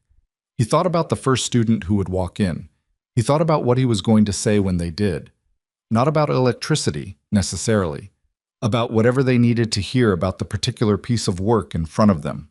About the thing that looked impossible from outside and looked like a problem to solve from inside. And about the difference between those two views and why it mattered which one you decided to stand in. He got up, washed his dinner dishes, set the coffee maker for 6:15. He was not a man who had become something other than himself. He was a man who had been given the resources to be more fully what he already was, at a scale he hadn't had before. The distinction mattered to him. It was in some ways everything. Tomorrow there was a board call with the Holdings subsidiary in the morning, and a new student orientation at Bridgework in the afternoon, and at some point he needed to call Rutherford about the Chicago site timeline, and at some point after that he needed to eat dinner, and at some point after that he needed to sleep. All of that was manageable. All of that was just the work. He turned off the kitchen light and went to bed. The Chicago building was worse than the photographs had suggested, which Caleb had expected, and better than he had feared, which he had not. He walked through it on a Tuesday morning in late January, 4 months after the mediation, with a contractor named Sol Reyes who had been recommended by the Holdings real estate team and who had the practical, unsentimental quality of someone who had seen enough buildings to know the difference between problems that were expensive and problems that were fatal. The former auto parts warehouse sat on a wide corner lot in a neighborhood on the west side that was in the particular middle state of cities in transition. Some blocks recovering, some blocks not yet sure if they wanted to. The whole area carrying that specific mixture of exhaustion and stubbornness that Caleb had always found more honest than neighborhoods that had already finished becoming something and forgotten what they used to be. The floor was concrete like Dorchester. The ceiling was high enough. There was an existing loading dock on the south side that could be converted to a ventilation system for welding stations with less structural intervention than the initial estimate had suggested. The electrical panel was a disaster, which was the case in almost every building of that age that had changed hands without a major renovation, and which Saul described with the calm specificity of a man quoting a number he was fairly confident about. "Got it?" Caleb asked. "Got it," Saul confirmed. "Full replacement. You want to be running multiple heavy-duty circuits for the equipment you're describing. You need infrastructure that's actually sized for that load. Not something from 1987 that's been added to 3 times by people who knew what they were doing and twice by people who absolutely did not." Caleb nodded.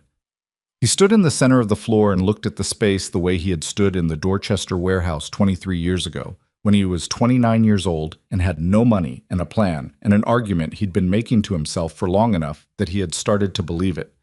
The argument was the same one he'd always made, which was that skill was the most durable thing you could give a person, more durable than money and more durable than connection, and certainly more durable than the opinion of anyone who hadn't taken the time to understand what they were looking at. Skill stayed. It moved with you. It could not be repossessed. He thought about this standing in the middle of the Chicago floor, looking up at the ceiling where pigeons had established claims to 3 specific structural beams, and he thought, yes, this one. "Let's do it," he said. Sol wrote something in his notebook. "Timeline's going to depend on the panel permit process. Chicago's not Boston. Inspections run on their own schedule." "Work around it," Caleb said. "What we can do before permit, we do. What we can't, we wait. But we don't slow the rest of it down." "That works," Sol said. They spent another 2 hours in the building, working through the floor plan that Caleb had sketched on paper the week before, adjusting the workshop station layout to fit the actual dimensions of the space, which were slightly wider on the east side than the drawings had indicated. By the time they walked back out into the January cold, Caleb had a revised sketch in his notebook and a headache from the cold air, and a feeling that he recognized as the particular productive discomfort of a project that was real and hard and worth the effort. He flew back to Boston that evening and was at Bridgework by 7:30 the next morning. The thing about the expansion, which he had not fully anticipated in the planning stages, was how much of it required him to be present in a way that was different from how he had always been present at the Boston Center. Bridgework Dorchester ran itself, or near enough. He had instructors who had been there for years. An operations manager named Felicia, who had an organizational gift so complete it sometimes felt like a rebuke, and a culture that had established itself over 11 years in ways that were no longer dependent on his constant involvement. The new locations required him in the building, required his eyes and his voice, and his particular way of walking into a room full of people who had not decided whether to trust the place yet, and communicating, without announcement, that the place was worth trusting. Baltimore came online 3 months after Chicago, in a converted distribution center in the Cherry Hill area, and Detroit 4 months after that, in the auto warehouse Rutherford's team had identified the previous fall. Each opening had the specific quality of something beginning, nervous and imperfect and full of variables that couldn't be controlled. And Caleb was at each one, in jeans and work boots, doing the thing he had always done. Marcus, the student who had passed his wiring assessment with a perfect score, completed the Dorchester program in March and took a position with an electrical contractor in Somerville. He came to say goodbye to Caleb on his last day and said, "I almost didn't come here, you know. I had my hand on the door to leave the first week, and I almost just left." "What stopped you?" Caleb asked. Marcus thought about it. "You didn't look at me like you were doing me a favor," he said. "Most places, teachers, counselors, whoever, they look at you like you're the charity part of their day. You just looked at me like I was someone who needed to learn how not to kill himself with electricity." He shrugged. "I could work with that." Caleb shook his hand. He watched him walk out. He stood in the doorway of his office and thought about what Marcus had said, about the look, about what it communicated. He had never been able to name what it was he did differently in those rooms. Marcus had named it. He did not look at people like they were problems he was being generous about. He thought his father would have understood that. It was April, a Tuesday afternoon, cool and gray in the particular relentless way that Boston April could be cool and gray, as if spring was available in principle but not yet committed, when Vanessa came to Bridgework. Caleb was in the middle of a conversation with Felicia about the Dorchester budget when the front desk called back to say that a woman was asking for him. He said he'd be a few minutes. He finished the budget conversation, which concerned a line item that had been consistently over and needed to be addressed rather than absorbed, and then he walked to the front. She was standing near the door, not sitting in the waiting chairs, looking at the framed photos on the wall, the ones of former students, dozens of them now, with names and dates, and in some cases the names of the businesses they had gone on to start or join. She was in a coat he hadn't seen before, her hair down in a way she rarely wore it, and she looked smaller than she did in his memory of her, which was not a physical assessment, but something else, something about how people look when they are not performing a version of themselves. She turned when she heard him and said, "Hi." Just that. "Hi," he said. "Come on back." He brought her to his office. He closed the door. He did not offer her the desk chair, which was his, but pointed at the other chair, the one that had been there for 10 years and had a cushion that had been replaced twice. She sat. He sat. He looked at her and waited. She looked around the office slowly, the corkboard with its photographs and its notes, the calendar on the wall, the desk with its stacks of documents and the laptop, and the coffee mug that said Boston in faded letters because he had bought it at the airport once and had never replaced it. She looked at all of it with the attention of someone who is seeing a room for the first time and also trying to understand how they missed it when it was available to them. "I drove past this building 100 times," she said. "When we were married, I drove past it probably twice a week. I never came in." "No," he said. "You never asked me to." "I invited you," he said. "In the first couple of years, you came a few times, then you stopped and I stopped asking." She nodded. She looked at her hands in her lap. "I came because I wanted to say something to you in person, not through attorneys, not on the phone." She looked up. "I needed to say it where you actually live, where the real version of your life is." He waited. "I was wrong about you," she said. "Not about the divorce. I think it was the right thing for both of us, even if it happened for the wrong reasons on my end. What I was wrong about was what you were, who you were." She paused. "I looked at this place, at what you did here, and I decided it was the consolation version of what a successful life looked like. Like this was what you did because you couldn't do something bigger. I never once, not seriously, not the way it deserved, I never once considered that this might be the bigger thing. She said it without looking away from him, which he gave her credit for. I judged you by the truck, she said. That's the honest truth. I judged you by the truck and the boots and the building and the salary, and I decided I understood the whole picture from those pieces. And I had a law degree. I knew, professionally, I knew that you never understood a case from the pieces that announced themselves first. The pieces that mattered were always the ones you had to look for. She made a sound that was not a laugh, but was adjacent to something like rueful recognition. And I didn't look. The room was quiet. Outside, from somewhere down the hall, he could hear the sound of a drill starting and stopping.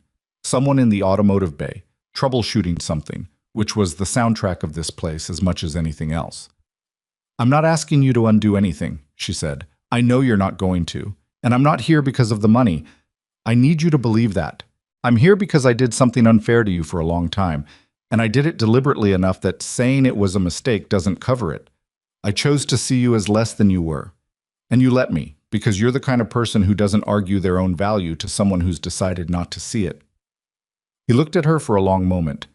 He thought about saying several things, and he discarded several of them, and he landed on the one that was true.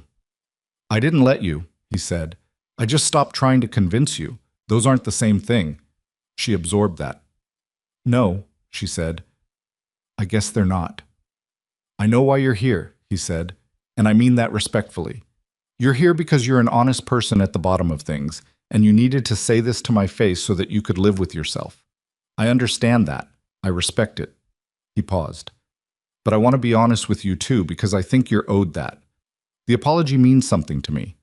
What you said means something. It doesn't change anything about what I want my life to look like going forward, but it closes something, and closing something that's been open has value. She nodded. Her eyes were doing something she was managing, which he noticed and did not comment on. What happened with Grant? He asked. Not cruelly. Just because it was a loose thread and he was, at his core, a person who noticed loose threads. She looked at the window. He pulled away, she said. After the mediation, after everything came out about the fund, he started pulling away. At first it was subtle, calls getting shorter, availability getting narrower, and then it became nothing.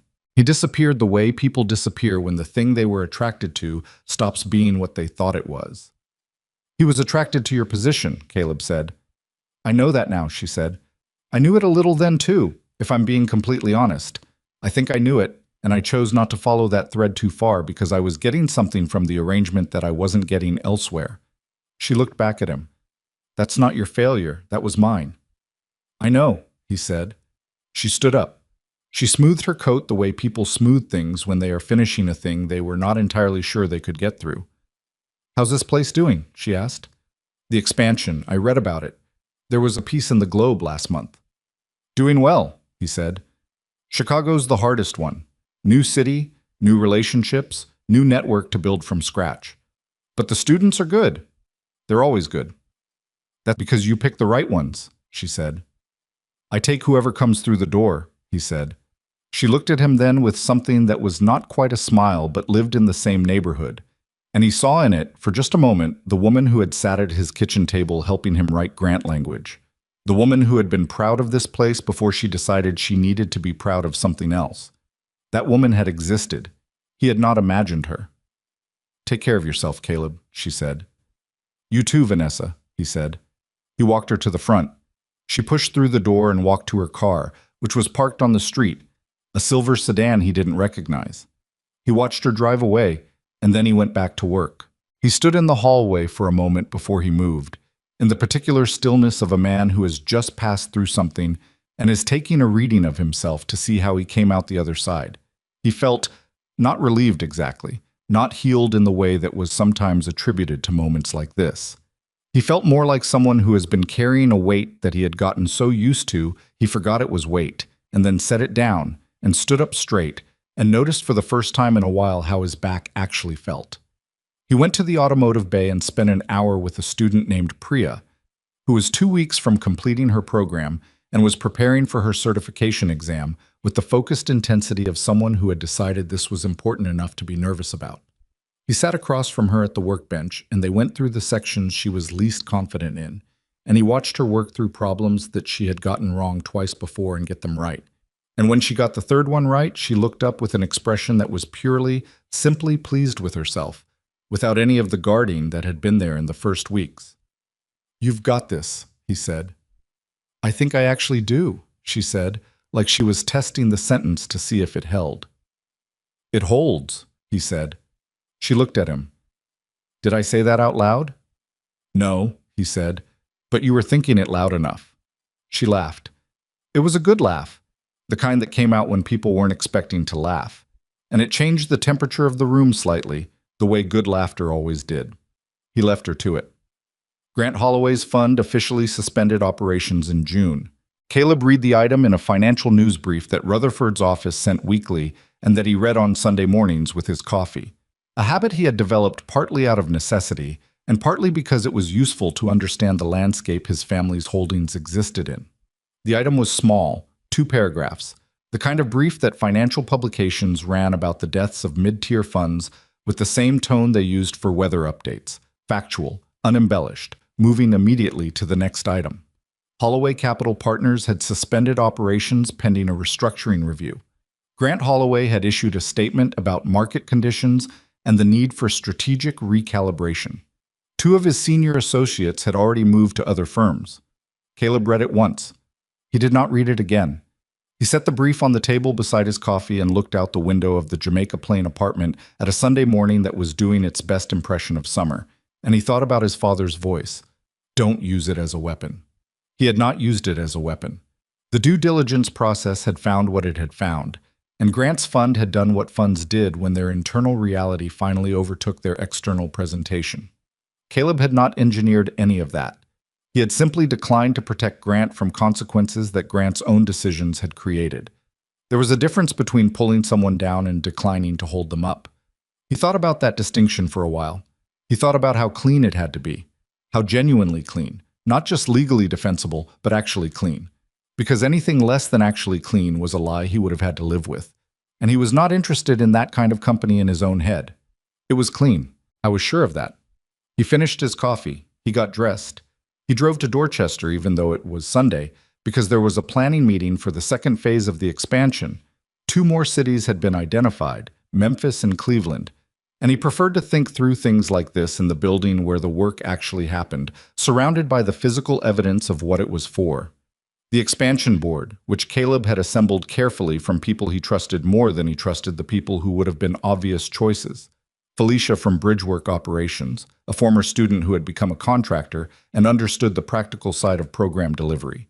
A workforce development researcher from a Boston university who had been skeptical of the model until she visited Dorchester and then became one of its most useful critics, met at the center's long table in the room they used for administrative work. It was not a glamorous room. The overhead lights were fluorescent. Someone had brought donuts, which sat in the center of the table on a flattened brown bag because nobody had thought to bring a plate. They worked for 3 hours. Memphis was more complex than the earlier cities because the real estate market in the specific neighborhoods they were targeting had moved since the initial analysis, and Cleveland presented a staffing question that didn't have a clean answer yet. They argued about the staffing question. Specifically, Felicia had a position and the contractor had a different position, and Caleb listened to both of them for a while before offering a third position that neither of them had considered, which was that they were both right about different parts of the problem. And the answer was a hybrid structure that hadn't been tried yet in the existing locations. They spent an hour working through whether the hybrid was actually feasible, decided it probably was, and then spent 45 minutes on a lease negotiation detail for Cleveland that had nothing to do with big ideas and everything to do with the specific language in a specific paragraph that could become a problem in 3 years if it wasn't fixed now. This was most of what expansion actually was. Not inspiration, but the careful, unglamorous work of building systems that would still be running correctly when you weren't in the room. He thought, driving home that evening, about all the times people had asked him over the years how he had built Bridgework, what the secret was. What made it work when similar programs elsewhere failed? He never had an answer that satisfied the people asking, Because the honest answer was that there was no secret. The secret was showing up and not stopping showing up. The secret was caring whether it worked without needing it to feel significant every day. The secret was being willing to spend 45 minutes arguing about lease language on a Sunday afternoon because the lease language mattered. And whether or not it felt like the meaningful work, it was the meaningful work. He had a dinner that evening with June, who was in Boston for a conference and had texted 2 days earlier to ask if he was available. They met at a restaurant in the South End that was neither fancy nor casual, but somewhere in the middle, the kind of place where the food was good and the noise level was such that you could actually have a conversation. June was 52, 4 years older than Caleb, and had their father's eyes and a face that was otherwise entirely her own. She had a directness that Caleb had always admired, and a skepticism about sentimentality that he shared, and that had made them, in their adult years, easier company for each other than siblings sometimes were. She ordered the salmon. He ordered a burger, which she commented on. He said he liked burgers. She said she knew, but she was commenting anyway. He said this sounded like their father, and she threw a piece of bread at him across the table.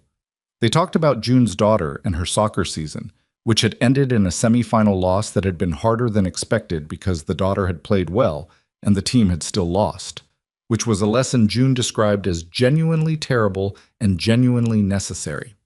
They talked about the expansion, which June followed with more attention than she let on, asking questions that revealed she had read the Globe article and possibly more.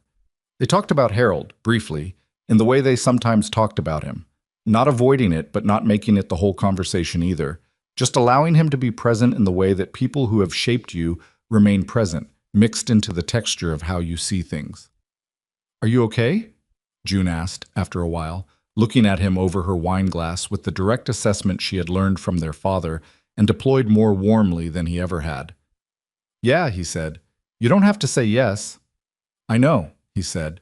"I'm saying it because it's true. I think I'm actually okay." Which is strange to say because 6 months ago, a lot of things ended. But I think what ended was already over, and what's starting is actually starting. The divorce. Among other things. June was quiet for a moment. "Vanessa," she said, not as a question. "We talked," he said. She came to the center. It was a real conversation. I think it helped her. I think it helped me too, in a way I wasn't expecting. "Did you love her?" June asked. "For a long time," he said. "And now?" He thought about it. The honest answer was not simple, which was probably right. "Now I care what happens to her," he said, "in the way you care about someone whose chapter in your life is closed. I want her to be okay. I want her to be genuinely okay, not just positioned well or successful by the measures she used to use. I want her to find out what her own version of this place is." He gestured, loosely, indicating not the restaurant specifically, but the general concept of a place where you did the thing you were actually for. Whatever that is for her.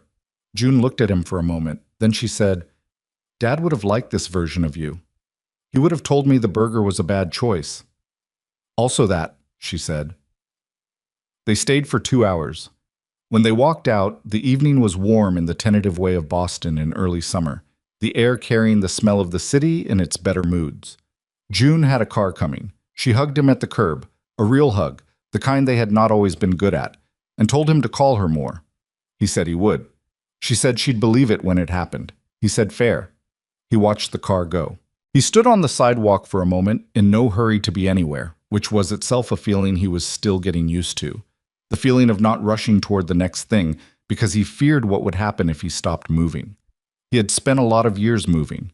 He had been afraid, he understood now, that if he stopped moving, he would find out the thing under the movement, the grief or the loneliness, or whatever it was that the work had been keeping a step ahead of. He had stopped. He had found out what was under it. It was not what he'd feared. What was under it was quieter and less dramatic than what he had braced for. It was just himself, the version of himself that existed when nobody was watching and nobody was measuring and nothing needed to be proved. It was the version that woke up at 6:15 and made coffee and went to work at a building where people learned things that would change the shape of their lives, and it was the version that thought about his father sometimes, in the particular way you think about people who have left you something important and are no longer around to see what you do with it. He started walking toward the parking garage. The city was doing what it always did. enormous and indifferent and full of its own concerns. And he was just a man in work boots walking through it with a plan and a building in Chicago that was going to be ready for its first cohort in September, and another building in Baltimore where a woman named Delia had just completed her HVAC certification and taken a position that paid 40% more than anything she had ever earned, and another building in Detroit where the electrical panel that Sol Reyes had called a disaster was now a fully permitted, fully operational system that could run 6 concurrent heavy-duty circuits without blinking. People asked Caleb sometimes whether it had changed him. The money, the revelation, the whole compressed drama of the last 7 months. They asked it in different ways, some more subtle than others, but the question was always the same underneath. Are you different now? Are you someone else? He thought about this walking to the parking garage. He thought about who he had been before Wyoming and who he was after it, and he tried to be honest about the comparison. The work was the same. The building was the same. Or rather, the buildings were more, which was different in scale but not in kind. The boots were the same boots, or a pair like them, because the left toe on the previous pair had finally given up sometime in March. The coffee machine was the same cheap drip machine, now in the Jamaica Plain kitchen instead of the condo kitchen, and it still made coffee that was slightly stronger than most people preferred and exactly right for him. What had changed was the absence of the question he had been carrying for years, in the back of everything, in the small hours and in the middle of teaching and in the passenger seat of the truck driving somewhere in the dark. What do you actually amount to? The question that Vanessa's choices had started asking him, not in words, but in the accumulated weight of 1,000 small signals. The question that Grant's laugh had asked him in the conference room with such comfortable certainty. He didn't carry that question anymore. Not because the money had answered it. Money was a number, and numbers didn't have opinions about who you were. He didn't carry it because somewhere in the last 7 months, he had stopped giving other people's answers to that question any authority over him. He had looked at what he actually did, in actual buildings, with actual people who came in not knowing something and left knowing it, and he had understood that the answer was already there, had always been there. He had just spent too many years letting someone else's measuring system obscure it. His father had tried to tell him that. Don't let the money become the thing that defines you, Harold had said, and Caleb had heard it as advice about the money. Now he understood it was advice about everything, about the truck and the boots and the building and the salary and the gala he hadn't been invited to. Don't let their categories become the container you live in. He had lived in that container for too long. He was done with it now. He got in his truck, still the same F-150, still with the diagonal crack in the windshield, which he was now almost sentimentally attached to, and sat for a moment before starting it. He thought about September, about the Chicago cohort, about walking into that warehouse on the west side for the first time with its fixed electrical panel and its 6 workshop stations and its high ceiling where the pigeons had been evicted. He thought about the first student through the door, whoever that was going to be, and what he was going to say. He was going to say, "My name is Caleb. Today we're going to talk about what it means to know how to do something that matters, and why the people who told you this door was closed were wrong about you. Not because it was a speech, because it was true.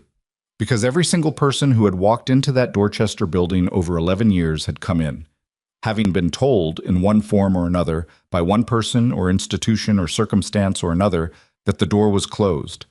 And every single one of them who had stayed long enough to learn what he was trying to teach them had found out the same thing. The door was never as closed as it looked from outside. From inside, it was just a problem. And problems were what you went to work on. He started the truck. The engine caught on the first try, the way it almost always did, which was a small and stupid thing to be grateful for, and which he was grateful for anyway, because that was also how he was built, noticing the small things that worked, not just the large things that didn't.